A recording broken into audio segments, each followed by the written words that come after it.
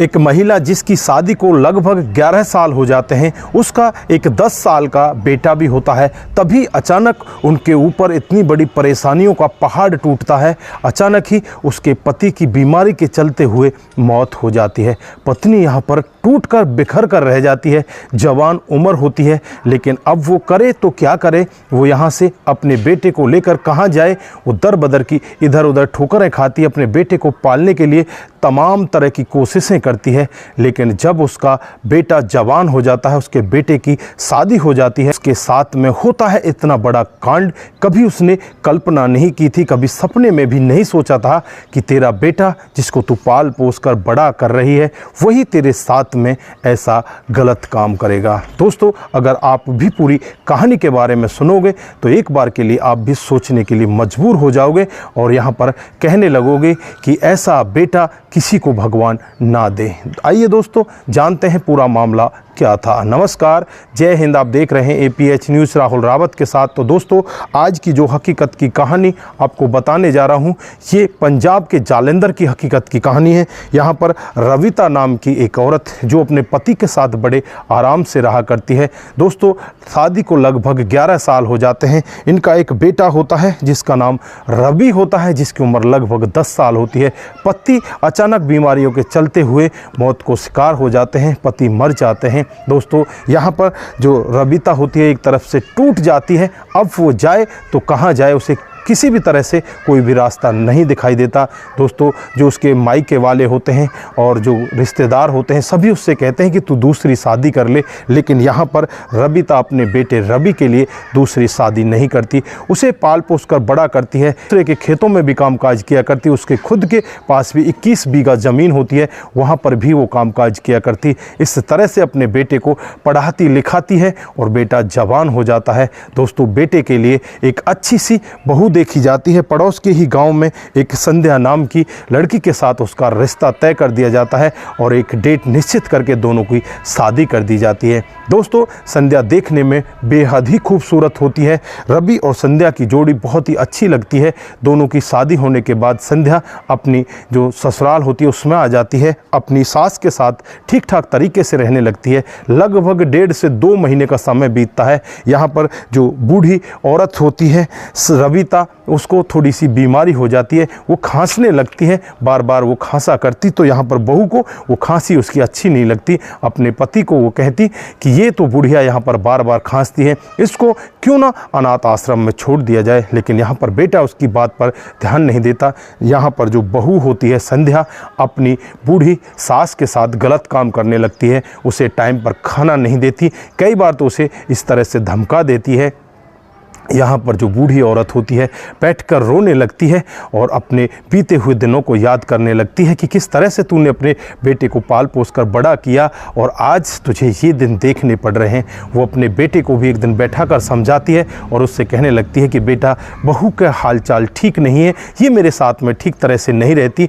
मैं नहीं चाहती कि आपस में तुम दोनों की इस बात को लेकर बिगड़े, लेकिन बहू को थोड़ा सा समझा कि हमारा परिवार है, हम 3 ही तो लोग हैं, ज़्यादा लोग हैं भी नहीं। हम आराम से इस परिवार को आगे लेकर चले और आराम से अपने जीवन को काटें। मेरा तो बुढ़ापा है, पता नहीं कितने दिन की मैं हूँ, लेकिन मुझको इस तरह से ये परेशान ना करें। दोस्तों, यहाँ पर बेटा भी अपनी पत्नी की बातों में इस तरह से आ जाता है। वो भी अपनी माँ से कहने लगता है कि माँ, तू तो फालतू की बातें करती है। यहाँ पर जो मेरी पत्नी है वो बिल्कुल गलत नहीं है, तू ही गलत है। तू ऐसी जगह पर थूक जाती है जिसकी वजह से इसको बहुत ज़्यादा परेशानी होनी पड़ती है।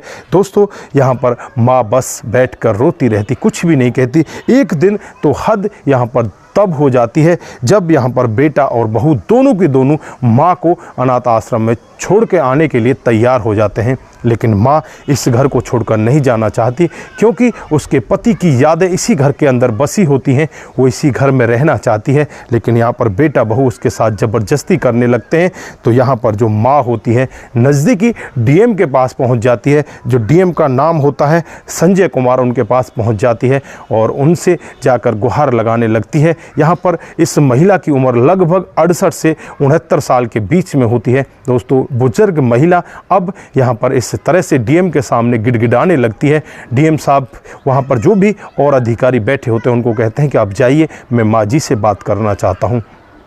दोस्तों, DM साहब उनको एक अलग कमरे में लेकर जाते हैं, वहाँ पर आराम से बिठाते हैं, पहले उन्हें पानी पिलाते हैं और फिर उनसे कहते हैं कि माँ जी आपने खाना खाया या नहीं खाया। तो माँ जी कहती है कि बेटा मैं अपने साथ में लेकर आई हूँ, खाना तो मैं खा लूँगी लेकिन मेरी फरियाद तो सुन ले। यहाँ पर जो डीएम साहब होते हैं वो कहने लगते हैं माँ जी पहले आप खाना खाइए, उसके बाद मैं आपकी फरियाद सुनूंगा। दोस्तों डीएम साहब अपना खुद का खाना निकालते हैं और माँ जी के साथ में बैठ जाते हैं। माँ जी को बोलते हैं कि माँ जी आज आप मेरा खाना खाइए, मैं आपका खाना खाता हूँ। दोस्तों डीएम साहब जब माँ जी के खाने को देखते हैं तो बस उनकी आंखों में आंसू रुकने का नाम नहीं लेते। वो रूखी सूखी रोटी होती है जिसमें लाल मिर्च की चटनी उसमें थोड़ी सी रखी होती है, 2 रोटी बिल्कुल रूखी सूखी जिसमें और कुछ होता ही नहीं। दोस्तों डीएम साहब उन 2 रोटियों को खा तो जाते हैं लेकिन उनके पेट में आग पजरने लगती है क्योंकि वहाँ पर जो लाल मिर्च होती है बहुत ही तेज़ होती हैं। बूढ़ी औरत डीएम साहब का खाना खा लेती है और यहाँ पर जो डीएम साहब होते हैं बहुत ज़्यादा दुखी हो जाते हैं। जब डीएम साहब को वो बूढ़ी औरत अपना पूरा वाक़या बताती है, पूरा दुखड़ा सुनाती है, तो डीएम साहब अपनी आंखों में आंसू लेकर यहाँ पर जो बूढ़ी औरत है उससे कहने लगते हैं कि माँ तू टेंशन मत कर, तेरा एक बेटा नहीं है, तेरा दूसरा बेटा मैं भी हूँ। आज से तू मेरी माँ है। मैंने अपनी माँ को कभी नहीं देखा, बचपन में ही मेरी माँ चली गई थी, मेरे पिता भी चले गए थे, मैं यहाँ पर अनाथों की तरह पला हूँ। मुझे नहीं पता कि माँ का प्यार क्या होता है, लेकिन तू माँ है, तू ही मेरे लिए माँ है और मैं तेरे साथ ही रहना चाहता हूँ। तू भूल जा उनको, उनके पास तुझे जाना है, तू मेरे पास ही चल। उसके बाद उस माँ को अपनी गाड़ी में बिठाता है और तुरंत ही अपने घर पर पहुँच जाता है। दोस्तों यहाँ पर जो डीएम की पत्नी होती है वो भी इस बूढ़ी औरत को देखकर बहुत ज़्यादा खुश होती है क्योंकि इसकी भी कोई सास नहीं होती। दोस्तों यहाँ पर डीएम साहब अपनी पत्नी से कहते हैं कि ये हमारी माँ जी है और आज से इनको उतना ही प्यार मिलना चाहिए जितना मेरे को मिलता है। अगर यहाँ पर कोई कमी रही तो फिर ये समझ लेना कि मैं यहाँ पर नहीं रहूँगा। दोस्तों डीएम साहब की बात सुनकर उसकी पत्नी भी बहुत ज़्यादा खुश होती है और कहने लगती है कि आपको ये सब कहने की ज़रूरत नहीं है, ये मेरी सासू माँ नहीं, ये मेरी माँ है, मैं इनको माँ जैसा ही प्यार करूँगी। दोस्तों उसके बाद माँ उनके घर में आराम से खाना पीना खाती है। अगले ही दिन डीएम साहब जो इसका बेटा होता है, इसकी बहू होती है, उन दोनों को अपने ऑफिस में बुला लेते हैं। दोस्तों रवि और संध्या यहाँ पर पहुँच जाते हैं, माँ जी भी यहाँ पर होती है। जब यहाँ पर रवि संध्या से पूछा जाता है कि तुमने माँ के साथ में ऐसा क्यों किया, तो यहाँ पर वो इधर उधर के बहाने बनाने लगते हैं, कहने लगते हैं कि हमने तो ऐसा कुछ नहीं किया, बस माँ जी अपने आप ही हमारे घर को छोड़कर आ गई, अब वो वापस चलना चाहती हैं तो हमारे साथ घर चल सकती हैं। लेकिन यहाँ पर जो डीएम साहब होते हैं इन दोनों को बहुत ज़्यादा फटकार लगाते हैं और इनसे कहने लगते हैं कि तुम्हें नहीं पता कि माँ का प्यार क्या होता है, जिसकी माँ नहीं होती उसे पता होता है कि माँ का प्यार क्या होता है। तुम्हारे पास तो ये माँ है, तुम्हें इसकी कदर नहीं है, मेरे पास माँ नहीं है। मुझे पूछो कि मैं माँ के प्यार के लिए पल पल कितना तरसा हूँ। आज तुम अपनी माँ के साथ इतना गलत काम कर रहे हो, उसे वृद्धाश्रम में छोड़ कर आ रहे हो, कल तुम्हारे जो बच्चे पैदा होंगे वो तुम्हारे साथ में क्या करेंगे? क्या तुम्हें वो अपने घर में रहने देंगे? क्या तुमने कभी ये सोचा है, कभी कल्पना की है कि जैसा तुम आज कर रहे हो कल ऐसा तुम्हारे साथ में नहीं होगा? दोस्तों यहाँ पर जो संध्या और रवि होते हैं वो अपनी आंखों में आंसू भर लाते हैं। डीएम साहब उनसे कहते हैं कि मुझे तुम्हारी माँ की जरा सी भी प्रॉपर्टी नहीं चाहिए, जो भी तुम्हारी प्रॉपर्टी है वो तुम्हारे नाम मैं माँ जी से करा दूंगा, लेकिन आज के बाद माँ जी तुम्हारे पास नहीं जाएगी। आज के बाद ये माँ जी मेरे पास रहेंगी और माँ जी मेरे साथ ही रहेंगी। मैं इनकी सेवा करना चाहता हूँ, माँ का प्यार देखना चाहता हूँ। दोस्तों डीएम साहब यहाँ पर उन लोगों को इस तरह से वहाँ से भगा देते हैं। उसके बाद जो इन दोनों के जीवन में होता है कभी किसी ने कल्पना भी नहीं की थी। दोस्तों यहाँ पर आज ये कहानी बहुत लंबी हो जा रही है, इसके लिए मैं दूसरा पार्ट लेकर आऊँगा जो यहाँ पर बेटे बहू के साथ उसके बाद में होता है। अगर आप भी पूरी कहानी के बारे में जानना चाहते हैं तो कमेंट बॉक्स में आप ये भी लिखें कि हम पार्ट 2 देखना चाहते हैं। दोस्तों पार्ट 2 मैं जल्द ही लेकर आऊँगा और जल्द ही इन दोनों के जीवन के बारे में भी बताऊँगा, इन दोनों के जीवन में क्या हुआ, उसके बाद डीएम साहब का जीवन आगे कैसे चला, ये सारी कहानी आपको मैं पार्ट 2 में बताना चाहता हूँ। तो दोस्तों आज की कहानी आप लोगों को कैसी लगी एक बार कमेंट करके ज़रूर बताइए। अगर आपको ज़रा सी भी प्रभावित करती है तो दोस्तों के साथ ज़रूर शेयर करके जाइए। बस इतना ही, फिर मिलते हैं किसी नए मोड के साथ। तब तक के लिए आप अपना ख्याल रखें, परिवार का ख्याल रखें, सतर्क रहें, सावधान रहें।